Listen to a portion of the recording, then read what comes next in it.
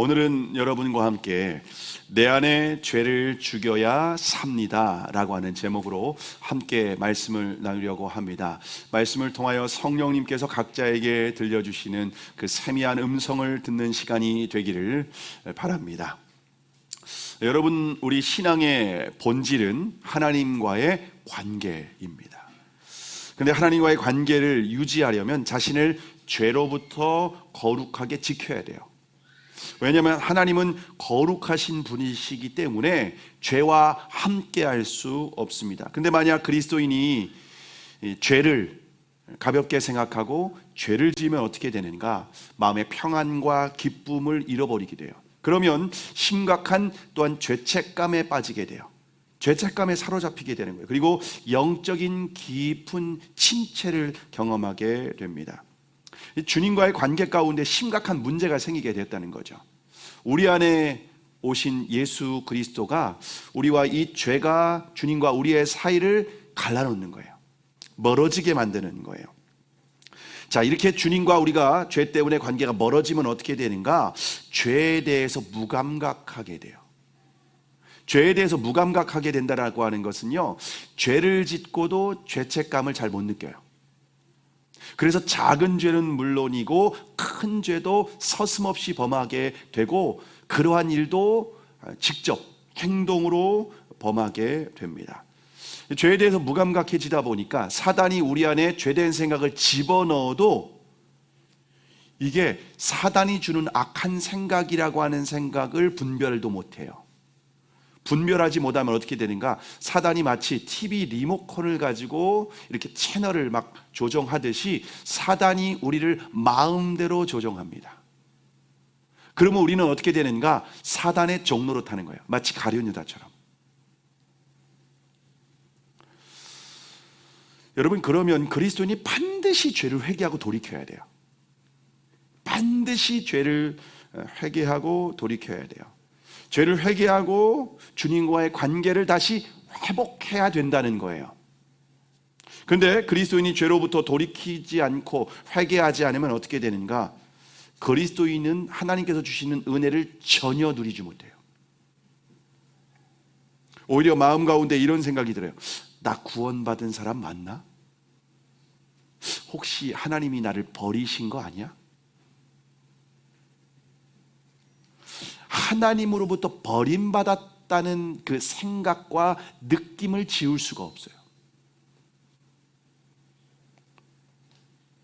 물론 마음에는 하나님의 뜻대로 살고 싶은 소원은 있어요. 열망은 있어요.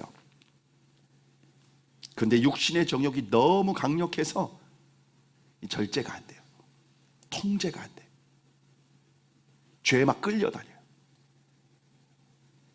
세상 사람들과 똑같이 살아가요.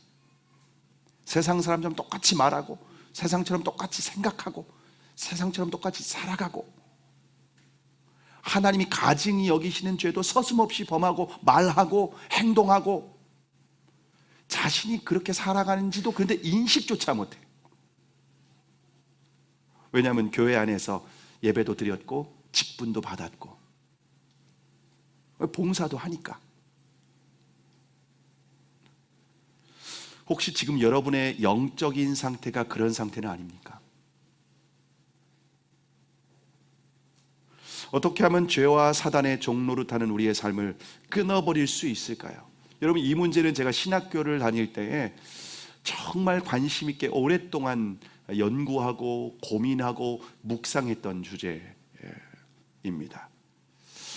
그 말씀을 오늘 한 구절, 로마서 8장 13절에서 한 구절에 정말 이 모든 의미를 담고 있는 성경 구절이 바로 오늘 본문인데요. 자, 그러면 먼저 그리스도인은 어떻게 살면 안 될까요?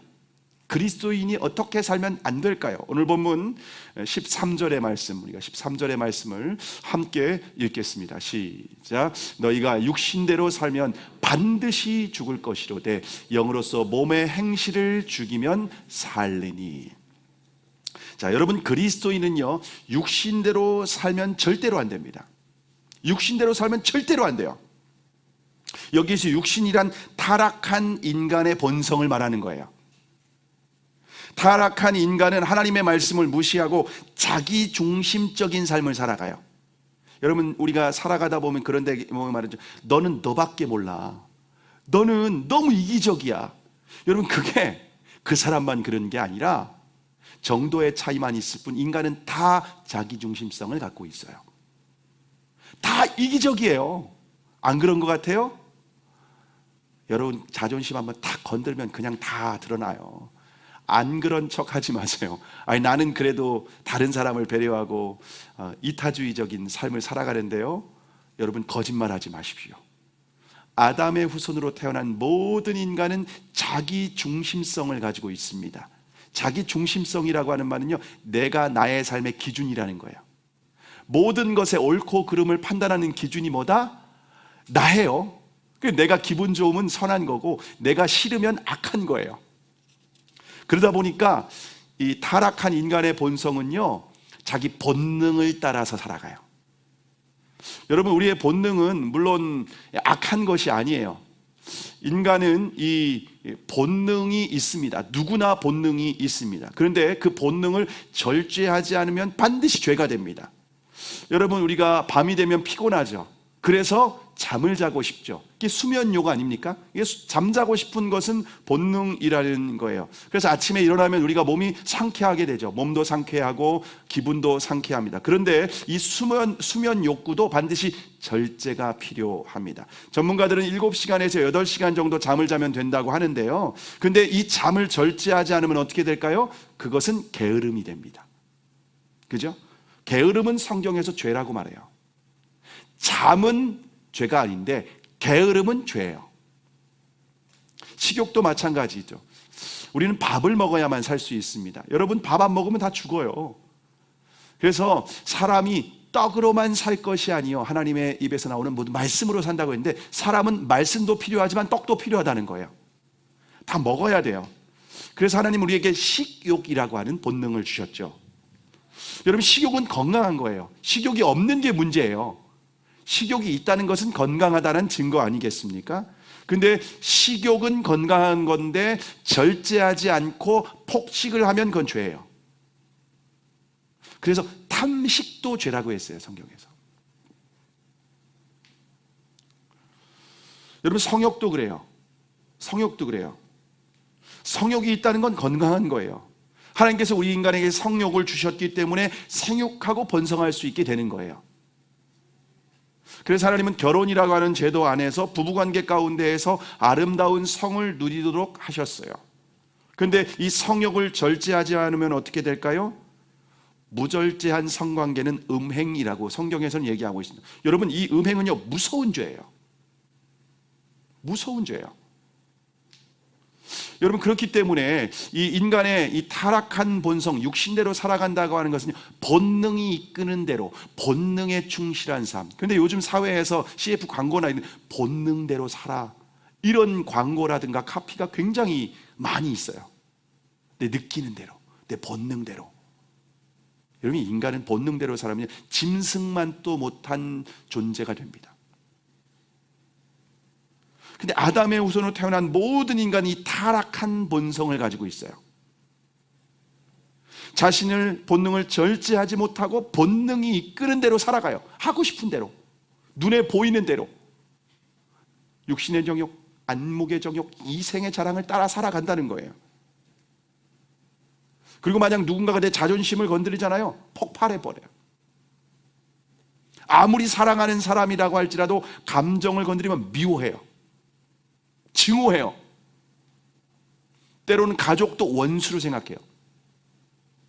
그래서 제가 상담을 해보면 부부관계가 왼수가 된 사람들이 얼마나 많은지 모릅니다. 왜 그래요? 나 자존심 건드렸다고, 내 마음 상하게 했다고. 그게 뭐 때문에 그래요? 다 이 타락한 본성이 있어서 그래요. 아유, 내가 결혼하면 당신을 위해서 살겠다고. 근데 신혼여행 가서 자존심 거들으면요, 돌아올 때 이혼하는 사람도 있습니다. 인간이 그렇다는 거예요.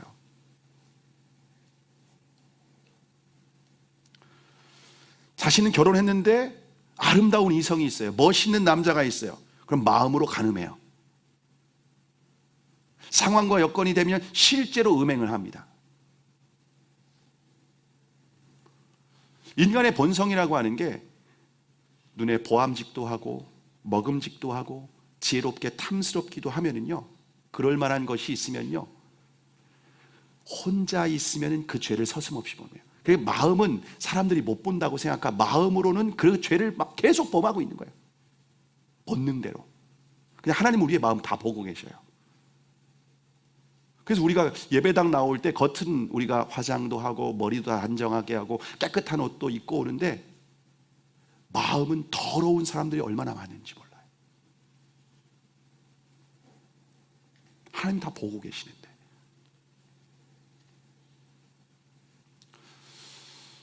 여러분, 그래서 육신대로 살면은 주님은 우리에게 분명히 경고해요. 반드시 죽을 것이로되. 근데 예수님 믿고 거듭났다고 할지라도 이 여전히 타락한 본성이 남아있을까요? 남아있지 않을까요? 여전히 남아있어요. 그래서 헷갈리는 거예요. 아니, 나 구원받았다고 하는데 내 안에서 이런 더러운 생각이 올라오지? 내가 왜 이렇게 미워하지, 저 사람을? 왜 용서를 못하지? 이 타락한 본성이 우리 안에 있다는 거예요. 근데 이 본성대로 살면은, 너희가 육신대로 살면 반드시 죽는다. 아무리 예수님을 믿고 거듭난 그리스도인이라고 할지라도 육신대로 살면 반드시 죽습니다. 여러분, 가볍게 여겨서는 안 됩니다. 육신의 본능을 따라가는 삶, 죄를 짓는 삶에 대해서 가볍게 생각하면 절대로 안 됩니다. 성경 어디에도 죄를 관대하게 여겨라, 죄 지어도 괜찮다, 뭐 회개하면 되지, 뭐 그건 사단이 주는 생각이에요. 사단은 우리가 혼자 있을 때 그렇게 유혹하잖아요. 야, 쥐도 새도 몰라, 아무도 몰라, 그러니까 죄 지어도 돼, 괜찮아, 뭐 회개하면 되지, 뭐. 다 사단이 주는 생각이에요. 거기에 넘어가는 사람이 얼마나 많은지 몰라요. 그래서 죽는 거예요. 영적으로 죽는 거예요. 예수님 믿으면 예수님께서 생명과 풍성한 삶을 약속하셨는데 하나도 못 누려. 그리고 아이고, 예수님 믿어야 별거 없네. 내가 죄를 짓는 건 생각 안 하고, 내가 죄와 연합한 건 생각 안 하고, 내가 본능을 따라 육신대로 사는 건 생각 안 하고, 예수님 믿어도 기도 응답도 없다고 하고, 예수님 믿어도 평안도 없다고 하고, 예수님 믿어도 하나님의 은혜와 축복이 없다고 생각한다는 거죠. 착각하는 거죠. 본인이 본능을 따라 육신대로 살아가면서. 근데 여기에서 죽는다는 것은요, 하나님과의 관계가 단절되는 거 말하는 거예요. 근데 하나님과의 관계가 단절된다라고 하는 것을, 여러분, 이건요 진짜 심각한 문제입니다. 우리는 하나님과의 관계가 단절된다는 것을 별로 이렇게 심각하게 생각하지 않는 것 같아요. 근데 하나님과의 관계가 단절되면 하나님께로부터 오는 은혜와 축복을 누리지 못합니다. 하나님의 은혜로부터 완전히 차단되는 거예요. 예배를 드려요. 어떤 사람은 은혜를 충만하게 받아요. 근데 은혜 못 받아요. 마치 빛으로부터 딱 차단되어 있는 저 지하실에 이제 감옥에 갇혀 있는 것 같은, 영적으로 그런 마음 가운데 하나님 나 버리신 거 아니야? 그런 느낌이 든다는 거예요. 여러분, 이처럼 죄는 하나님과의 관계를 끊어버려요. 근데 은혜와 축복만 못 받는 게 아니라 예레미야 5장 25절에 보면은 너희 허물이 이러한 일들을 물리쳤고 너희 죄가 너희로부터 좋은 것을 막았느니라. 이 육신대로 살면 죄를 짓는 것인데 이 죄가 하나님으로부터 오는 모든 좋은 것을 다 차단해버려요. 여러분, 하나님께서 주시는 모든 좋은 것이 다 차단된다. 그 사람은 생명이 없는 삶을 살아요. 껍데기만 살아있는 거죠. 마치 우리 마당에 여러분 보시면은요, 이렇게 중앙 수도 밸브가 있어요. 밸브관이. 중앙 수도 밸브관. 그래서 우리 교회 건물 안에 어떤 수도 꼭지라든가 무엇인가를 관련된 것들을 수리할 때는요, 그 중앙 밸브관을 이렇게 차단을 하고 수리를 해야 돼요. 그렇지 않으면 물이 막 쏟아지니까. 근데 이 중앙 밸브관을 딱 차단하면은요, 아무리 수도 꼭지를 틀어도 안 나오는 거예요, 물이. 우리가 죄를 지으면은요, 중앙관이 탁 막혀요. 아무리 예배를 드리고 아무리 기도를 하고 아무리 큐티를 한다고 해도 은혜가 차단된 상태에서는 아무리 꼭지를 열어도 물이 나와요? 수돗물이 나와요? 절대 안 나와요. 이처럼 죄를 지면 하나님과의 관계에서 딱 그 죄가 관을 탁 막아버리고 끊어버리니까 하나님으로부터 오는 은혜, 축복, 기도 응답, 생명, 풍성함, 기쁨, 평안 싹 차단이 돼요. 자, 그런데 더 끔찍한 일은 무엇인가? 갈라디아서 5장 19절에서 21절에 보시면요, 잘 들어보시기 바랍니다. 육신의 일은 분명하나니 곧 음행과 더러운 것과 호색과 우상 숭배와 주술과 원수 맺는 것과 분쟁과 시기와 분냄과 당 짓는 것과 분열함과 이단과 투기와 술 취함과 방탕함과 또 이와 같은 것들이라. 전에 너희에게 경계한 것 같이 경계하노니 이런 일을 하는 자들은 하나님의 나라를 유업으로 받지 못할 것이요. 여러분, 육신의 일이 뭔지 가르쳐 주죠.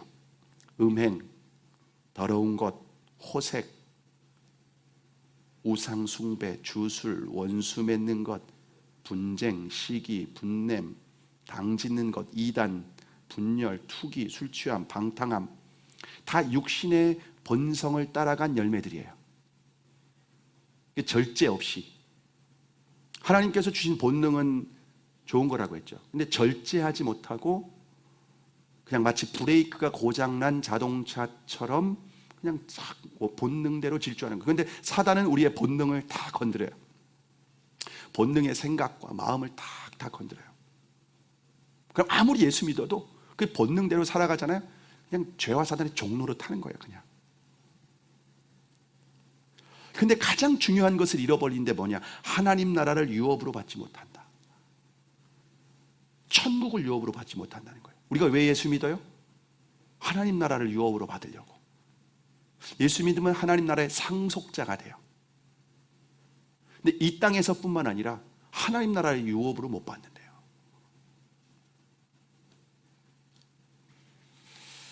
가장 비참한 삶을 살아가요. 육신으로 살아갈 때에도 하나님 나라를 유업으로 받지 못해요. 성령 안에서 누리는 의와 평강과 희락을 누리지 못해요. 육신대로 살면 반드시 죽는다고 주님이 말씀하셨으니까 못 누리는 거예요.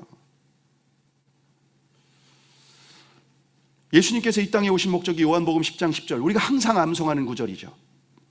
내가 온 것은 양으로 생명을 얻게 하고 더 풍성히 얻게 하는 것. 예수님은 우리에게 생명, 이 영원한 생명을 주시고 풍성한 삶을 약속하셨어요.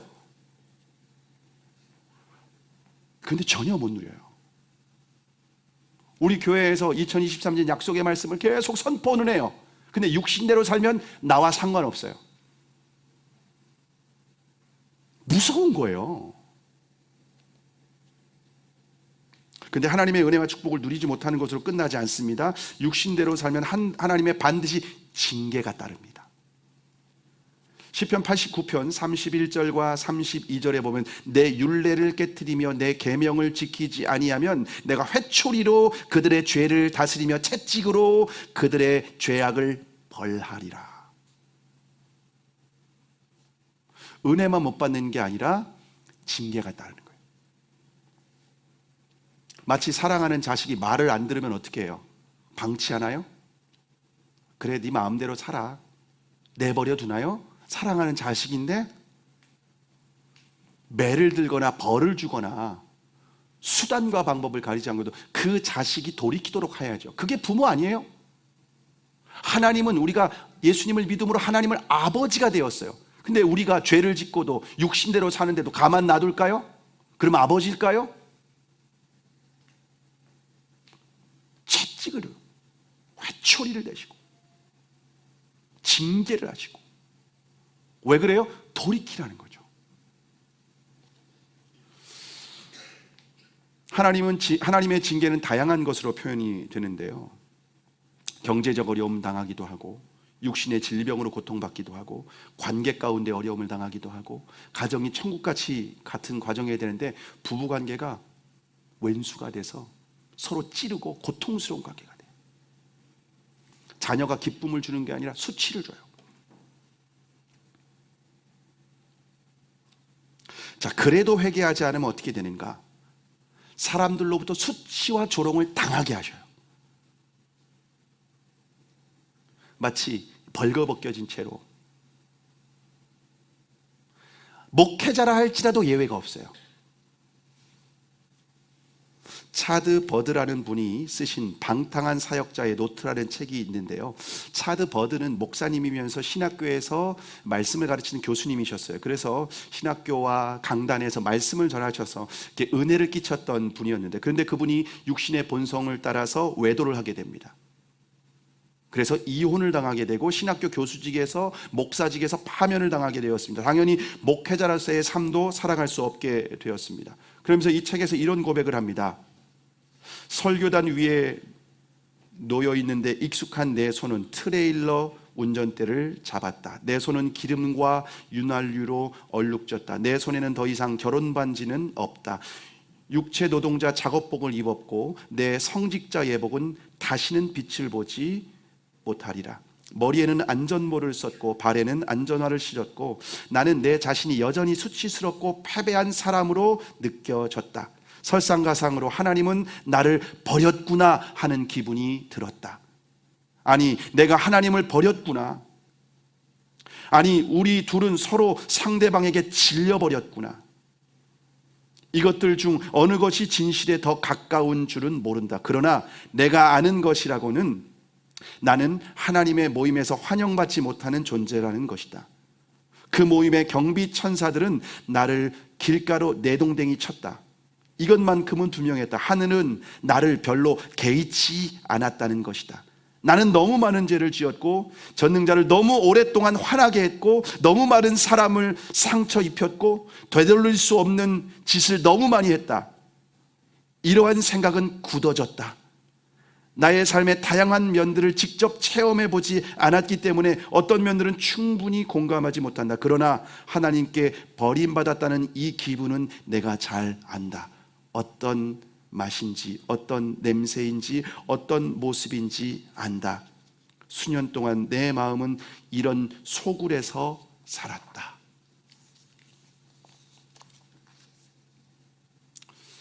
차드 버드라고 하는 분은 목사님이었는데 육신대로 살았습니다. 그래서 하나님께 버림받는 경험을 합니다. 뿐만 아니라 자신의 삶은 실제 비참한 삶이 되었어요. 근데 이것은 차드 버드 목사님만의 경험은 아닙니다. 실제로 저와 여러분이 은밀한 죄를 지을 때마다 경험하고 있는 것들이에요. 영적으로 느끼든지 느끼지 못하는지는 여러분 각자의 차이가 있겠지만 우리가 죄를 지을 때마다 똑같은 것을 우리는 경험하게 됩니다. 우리가 예수 그리스도를 주님으로 믿는다고 할지라도 육신대로 살면 하나님과의 관계가 단절돼요. 마음의 평안과 기쁨이 사라져요. 그 마음에서 평안과 기쁨이 사라졌다는 것은 회개할 수 있도록 기회를 준 거예요. 근데 회개하지 않아요? 그러면 구체적인 징계가 따라요. 고통이 따른다는 거예요. 성령님께서 우리 안에 탄식하셔요. 주님은 다양한 방법으로 죄를 돌이키고 회개할 수 있도록 역사하셔요. 그런데 끝까지 주님의 음성을 외면한다, 무시한다. 아, 나는 하나님으로부터 버림받았구나 라고 하는 삶을 경험하게 돼요. 여러분, 하나님의 자녀에게 이것은요 가장 비참해요. 가장 끔찍해요. 가장 고통스러운 거예요. 물론 하나님은 우리를 영원히 버리지는 않아요. 왜냐하면 로마서 8장 1절과 2절에 보시면 그러므로 이제 그리스도 예수 안에 있는 자에게는 결코 정죄함이 없나니 이는 그리스도 예수 안에 있는 생명의 성령의 법이 죄와 사망의 법에서 너를 해방하였습니다. 하나님 우리를 영원히 버리진 않아요. 그런데 어느 순간 어느 일정 기간 동안 버려요. 그래서 사탄이 우리를 끌고 내어버려 두셔서 사탄이 우리의 왕노릇해요. 비참한 사는 거예요. 사탄은 왜 왔다고 했죠? 도둑이 오는 것은 도적질하고 죽이고 멸망시키는. 사단은 우리를 좋은 것들을 다 도적질해가고 죽이고 멸망시키려는 곳으로 계속 이끌어가는 거예요. 어둠 가운데 살게 되는 거예요. 하나님이 그렇게 내어버려 주신 이유가 뭐예요? 회개하라고. 징계와 고통이 따라야 자신의 죄를 깨닫고 회개하니까. 여러분, 하나님의 마음에 합한 사람 다윗이 육신대로 살았죠. 밧세바를 간음하고 우리아를 전쟁터에서 죽게 된 살인 교사를 합니다. 그래서 어떻게 됩니까? 다윗이 끔찍한 고통을 받아요. 집안에서 칼바람이 나요. 자식이 아버지를 죽이겠다고 대들어요. 구테타를 일으켜요.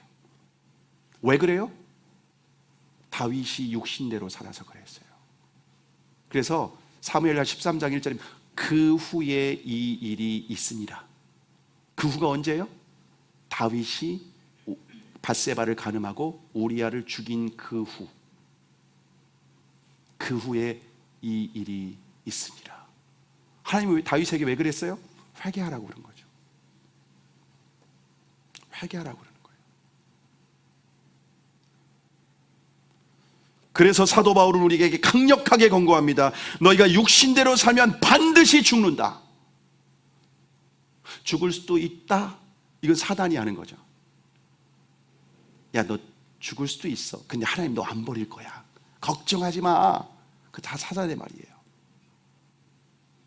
반드시 죽어. 실제로 육체를 죽이기도 해요. 근데 여러분, 하나님은 우리에게 방법이 말씀으로 하실 수 있잖아요. 그죠? 말씀으로 이렇게 소통하는 건 인격적인 관계일 때는 말씀으로 소통해요.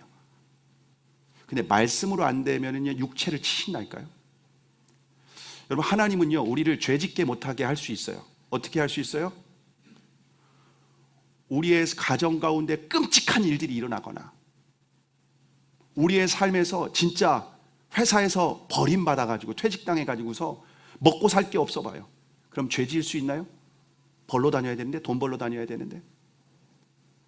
한가하니까 죄 짓는 거예요. 하나님은 우리를 완전 바닥으로 탁 내모르시잖아요. 죄 지을 생각을 못해요. 내 지금 발등에 떨어진 이 불이 너무 크니까, 당장 살아야 되니까. 그렇게 되지 않고 하나님은 말씀하셔요. 그래서 너희가 육신대로 살면 아무리 예수 믿고 거듭났고 구원받은 성도라 할지라도, 권사, 장로, 목사라 할지라도 반드시 죽는다. 근데 이거를 가볍게 여겨요. 그러니까 예수 믿는 사람들은요, 주님을 두려워해야 되고 죄를 진짜 멀리해야 돼요. 경계해야 돼요. 근데 그 죄는 멀리 있지 않잖아요. 우리의 본능을 따라가는 게 죄라고 했잖아요. 멀리 있지 않아요. 우리의 삶에 와닿아 있어요. 내 마음만 조금만 하면은 우리는 죄를 지을 수 있는 환경에 노출되어 있다고요.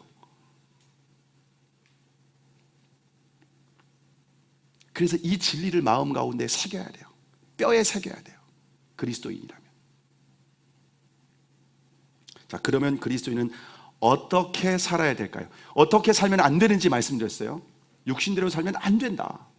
어떻게 살아야 될까요? 그러면 오늘 본문 13절을 다시 한번 읽겠습니다. 시작. 너희가 육신대로 살면 반드시 죽을 것이로되 영으로서 몸의 행실을 죽이면 살리니.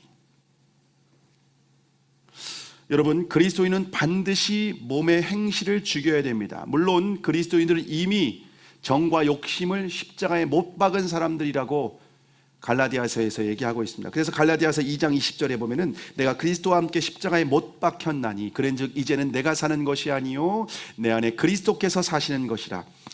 이제 내가 육체 가운데 사는 것은 나를 사랑하사 나를 위하여 자기 자신을 버리신 하나님의 아들을 믿는 믿음 안에서 사는 것이다. 이제 그리스도인은요, 내가 죽고 내 안에 그리스도께서 사시는 존재가 그리스도인이라는 거예요. 그래서 그 그리스도의 영이신 성령님이 우리 안에 성전 삼으시고 우리와 함께 하셨습니다. 그런데 여전히 우리의 육신의 본성은 남아있다고 말씀드렸어요. 여전히 남아있다고 했어요. 여전히 죄의 습관들은 남아있습니다. 그래서 우리가 몸에 남아있는 죄의 행실들을, 이것을 날마다 죽이는 삶을 살아야 됩니다. 성령으로 죽여야 됩니다. 거기에는 수고와 대가 지불이 필요해요. 우리의 모든 에너지를 집중시켜서 육신에 속한 지체를 죽여야 됩니다. 날마다 자기 십자가를 지고 자기를 부인하고 주님을 따라가야 됩니다. 그래서 사도 바울은 뭐라고 하면, 나는 날마다 죽노라. 죄에 대해서 죽는 거예요. 육신의 본성을 따르지 않고 살아가기 위해서 죽는 거예요. 왜냐하면 바울이라 할지라도 여전히 본능을 따라 살아가고 싶은 그러한 마음이 있고 욕구가 있기 때문에, 그것이 유혹이 있기 때문에, 그러므로 모든 그리스도인들은 육신의 본능대로 살아가도록 하는 이 죄와 이 유혹에서 피 흘리기까지 싸워야 돼요. 죽이고 싸워서 이겨야 돼요.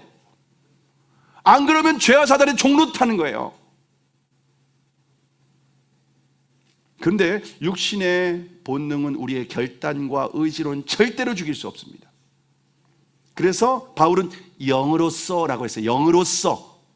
근데 여기에서 영이 성령으로 해요. 성령으로. 그러니까 우리의 결단으로 안 된다는 거예요. 여러분, 아유, 죄 짓지 말아야지. 이거 이렇게 본능대로 가야지, 맞아야겠지. 그 결단을 아마 수천 번, 아니 수만 번 해보십시오. 됩니까? 됩니까? 절대 안 돼요. 절대 안 돼요. 그래서 예수님이 우리의 죄를 위해서 십자가에 죽으신 거예요. 절대 안 된다는 거예요. 우리가 율법을 지킬 수 있었으면 의인이죠. 예수님이 오실 필요도 없고 십자가에 죽을 필요도 없어요. 내 결단과 의지로, 교육으로, 노력으로 될 수 있다면 예수님, 하나님께서 예수님을 보내실 필요도 없고 죽을 필요도 없고 복음이 필요하지 않은 존재라는 거죠. 안 된다는 거예요. 그게 된다고 하는 것은요, 착각이에요, 여러분. 하나님 은혜를 딱 거두시면은 안 되는 바닥으로 딱 떨어질 겁니다. 그래서 오직 성령의 권능으로만 육신의 우리의 소욕, 이걸 죽일 수 있다는 거예요. 그러면 성령님께서 우리 안에 있는 육신의 행실, 몸의 행실을 죽이려면 우린 가만히 있으면 될까요? 여러분, 성령님은요, 예수님의 영이시고요. 근데 예수님의 영이신 성령님은요, 인격적이셔요. 우리가 죄를 죽이기 위해서는요, 적극적으로 은혜를 구해야 돼요. 성령님은 우리 안에 죄를 죽일 때에 우리의 믿음과 순종을 통해서 일하세요. 그럼 어떤 믿음인가? 여러분, 굉장히 중요한 겁니다. 우리가 죄를 죽이려고 하면 이 첫 번째 믿음이 뭐냐면요, 나는 절대로 죄를 이길 수 없다는 것을 고백하는 거예요. 인정하는 거예요.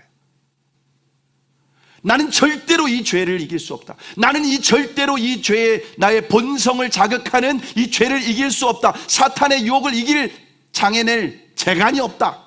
이걸 인정하는 게 먼저 필요해요. 그래서 여러분이 지금 실패를 반복적으로 경험한 거예요.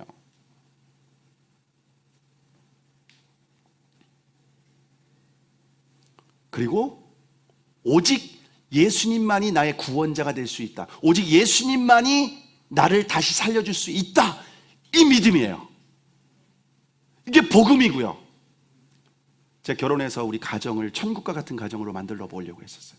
제 아내한테 정말 잘하려고 결단하고 각오하고 결심했어요. 근데 제가 제 본능을 따라서 아내를 괴롭게 했죠. 안 돼요, 안 돼요. 결혼 생활을 통해서 제가 결론 내린 건 뭐였냐면요, 나는 아내를 사랑할 수 없구나. 나는 나를 사랑하는 존재구나. 나는 이기적인 인간이구나. 내가 아무리 잘한다고 해도 결정적인 순간에 내 자존심 딱 건드리면 폭발을 해버리는구나. 나는 안 되는구나. 죄를 짓지 않으려고 아무리 결단해 보십시오. 특별히 사단은 약점을 통해서 다 공격하거든요. 기질을 딱 알아요. 네가 뭘 넘어질지 난 다 알아. 이게 사단이 우리를 보면서 비웃는 거예요. 너 아무리 결단하고 해도 내가 너 아킬레스건 하나 딱 건드리면 너는 순식간에 넘어질 거야. 그 환경을 내가 딱 만들어주고 그 상황을 딱 만들어주면 너는 백발백중이야. 이 사단이 우리를 보고 딱 아는 거거든요. 부부관계 가운데, 가정 안에서 제가 아무리 결단하는데 어떤 상황이 되면 폭발하는 거죠. 안 되는 거죠. 근데 이걸 철저히 인정하고 십자가를 의지하는 거죠. 주님, 저로서는 안 되네요. 저는 안 되네요. 은혜가 필요합니다. 내 아내를 사랑하는 것도 은혜가 필요하고, 가정을 믿음으로 세우는 것도 은혜가 필요하고, 자녀를 믿음으로 양육하는 것도 은혜가 필요하고, 내가 아이를 잘 가르치고 뭐 본을 보이고 그러면 아이가 잘 자라겠지. 그게 아니네요. 그 절대 아니네요. 주님의 은혜가 필요하네요. 은혜 없이는 안 되네요. 이거를 철저히 깨닫게 하십니다. 여러분의 힘과 의지, 노력으로 한번 해보십시오. 100이면 100 실패할 겁니다. 잘 되는 것 같지만 결국엔 무너지게 될 것입니다. 죄를 짓지 않으려고 하는 것도 그렇고, 좋은 일을 하려고 하는 것도 그렇고 안 돼요. 그래서 우리 안에 이 고백이 필요한 거예요. 주님, 나로서는 안 되군요. 오직 주님만이 은혜해 주십시오. 긍휼히 여겨 주십시오. 불쌍히 여겨 주십시오. 이게 필요하다는 거예요. 이게 믿음이에요. 근데 이 믿음으로 정말 주님을 바라보는 사람, 정말 예수 그리스도의 십자가를 붙드는 사람에게 성령님이 비로소 역사하기 시작합니다.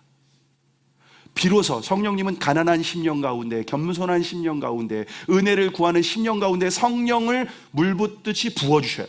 그 성령을 부어주시면은 성령님은 권능으로 역사하십니다. 이전에는 내가 안 됐어요. 죄의 유혹을 이길 수 없었어요. 내가 의를 행하려고 하지만, 사랑하려고 하지만 안 됐어요. 근데 성령님이 그 연약한 심령, 겸손한 심령, 이 가난한 심령 가운데 성령을 부으시면 권능으로 역사하셔서 내가 할 수 없었던 것을 할 수 있도록 우리에게 역사하십니다. 성령님 우리에게 감동을 주셔요. 힘을 주셔요. 능력을 주셔요. 지혜를 주셔요. 피할 길을 주셔요. 때로는 환경을 열어주셔요. 돕는 사람을 보내기도 하셔요. 이게 다 성령의 역사예요. 자, 성령님이 역사하시고 난 이후에 우리의 순종이 필요해요.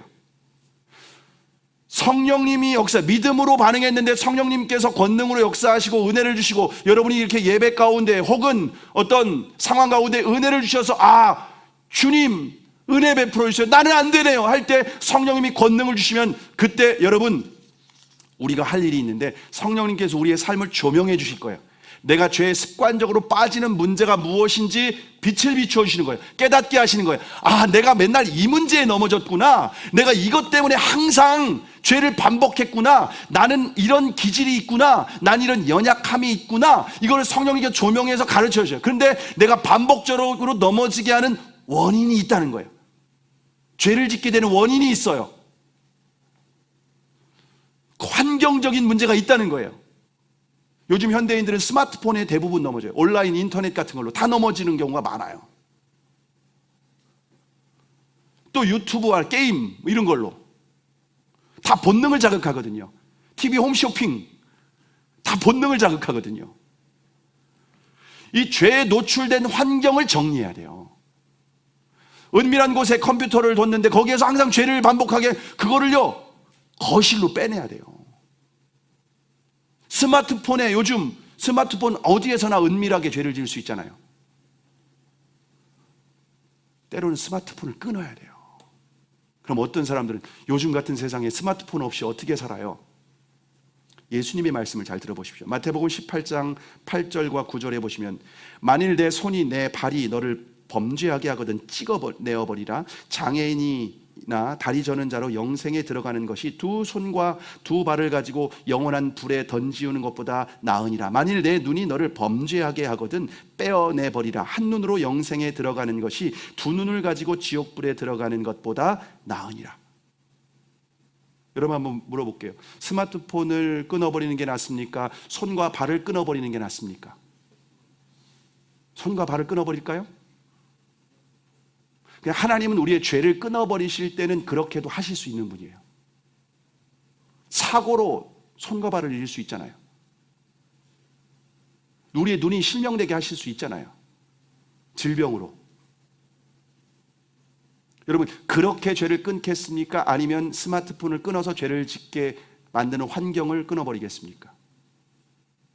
내 힘으로는 안 되는데 성령님께서 은혜 주시고 힘을 주시고 권능을 주시면 할 수 있는 힘과 지혜와 능력을 주신다는 거예요. 그리고 우리의 삶을 잘 분석해 봐야 돼요. 내가 삶의 패턴을 바꿔야 될 필요가 있어요. 내가 반복적으로 넘어지는 패턴이 있거든요. 환경을 바꾸는 게 아니라 나의 반복적으로 넘어지는 습관이 있어요. 젊은 사람들은 밤에 늦게 잠을 자요. 그건 대부분의 죄는 밤에 이루어져요. 아침부터 죄를 짓는 경우는 드물어요. 대부분 어두움 가운데 밤늦게 이루어져요. 죄는 밤에 은밀하고 죄의 문화가 가득해요. 그래서 밤 문화를 새벽 문화로 바꿔야 된다는 거예요. 이 패턴을 바꿔야 된다는 거예요. 내가 만나는 사람, 교제하는 사람이 있으면은 그 사람으로부터 내가 영향을 받아 넘어진다면 그 관계를 끊어야 되는 거예요. 이 관계 가운데 죄를 짓는데 만나고 주님 유혹에 받지 않게 해주세요. 안 된다는 거예요. 짜장면 먹으면 흰옷에 튀게 되어 있습니다. 짜장면 안 먹어야죠. 흰옷을 입었으면은. 짬뽕 국물 튄다는 거죠. 흰옷 입었으면, 흰 와이셔츠 입었으면 짜장면, 짬뽕 먹지 마세요. 만나지 말아야 될 사람은 끊어버리라는 거예요. 여러분이 영원히 사는 게 중요하지, 여러분에게 생명을 주는 분은 주님이시지 그 사람이 아니에요. 여러분에게 기쁨과 행복을 주는 분도 주님이지 그 사람이 아니라는 거예요. 끊어버려야죠. 그건 사탄의 유혹인데 너희가 육신대로 살면 반드시 죽을 것이로되.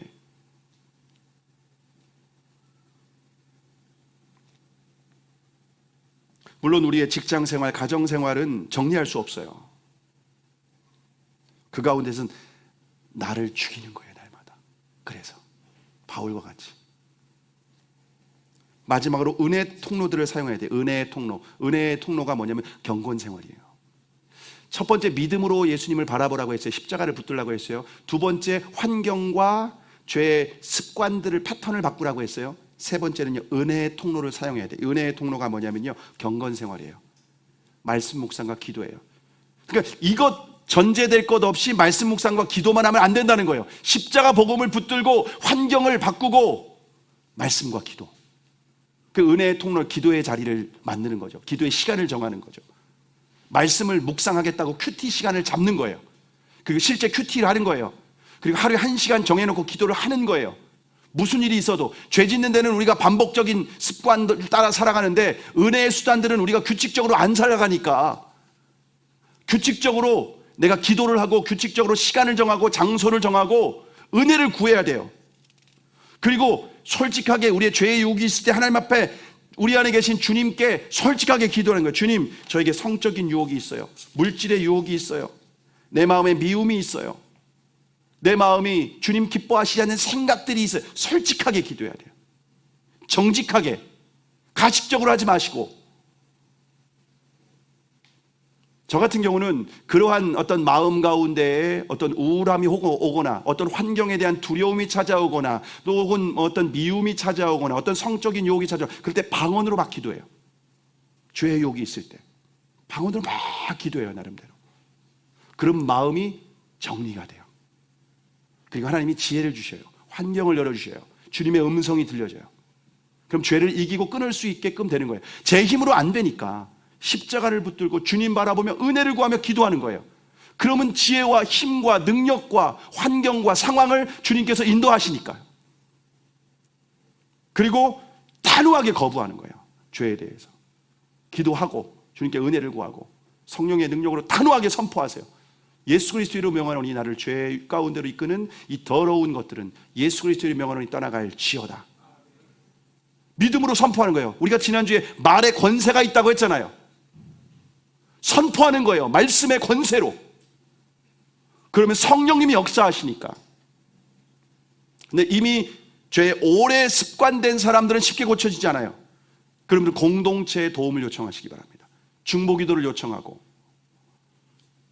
여러분, 죄를 짓고 수치를 당하는 것보다 나의 연약함에 있기 때문에 중보기도의 제목을 내놓는 것이 훨씬 더 지혜로운 일이에요. 그 죄에 은밀하게 숨기고 중보기도 안 받았다가 결국 넘어져서 수치와 조롱을 당하게 될 거 뻔한데 중보기도 요청을 하세요. 어떤 교회는 청년 예배를 드리면서 음란물에 빠지는 사람들을 이렇게 모집을 했대요. 근데 몇 명이 모인 거예요. 그리고 카톡방을 만든 거예요. 그리고 같이 죄 유혹이 있을 때마다 기도해달라고 요청하자고. 그래서 기도에 죄 유혹이 있을 때마다 거기에다가 저를 위해 기도해 주세요. 그러면 그때 주기도문을 쓰는 거예요. 같이 있는 지체들이 거기에다가. 그러면서 중보 기도를 해주는 거예요. 그때 한 8명 정도가 모였는데 다 그런 죄의 유혹으로부터 다 이겨냈다고 하는 간증을 들은 적이 있습니다. 여러분, 공동체의 중보 기도가 중요해요. 우리의 육신의 연약함만이 아니라 죄의 유혹도 여러분 중보 기도 요청하셔야죠. 안 그러면 나중에 더 수치스러운 일이 우리 안에 있을 거예요. 공동체가 함께 삼겹줄로 서로 중보하며 묶어주고 또 격려도 하고 권면도 하고, 그래서 서로가 서로를 지켜주는 삼겹줄이 돼야 돼요. 우리 공동체가. 이처럼 우리가 성령으로 몸의 행실을 죽이면 삽니다. 성령 충만하게 됩니다. 예수님께서 주시는 생명과 풍성함을 누리게 됩니다. 마음에 평안과 기쁨이 있을 겁니다. 이 땅에서도 하나님 나라를 누리게 됩니다. 기도하면 하나님 아버지께서 응답하십니다.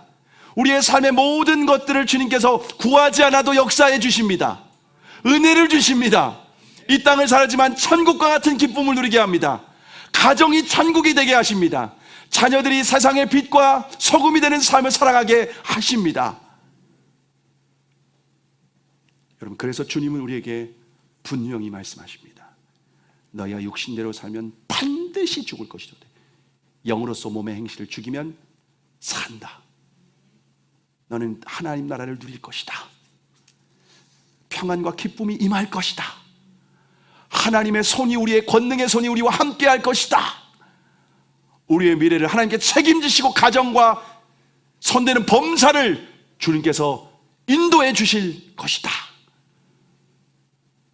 우리 그리스도인이 나 예수님 믿었으니까 다 된 것이 아니라 이제는 죄와 싸워서 이기고 성령을 따라 순종하여 이 땅에서도 하나님 나라를 누리고 주님의 풍성한 은혜와 기쁨을 누리는 그리스도인들이 되기를 주님의 이름으로 축복합니다.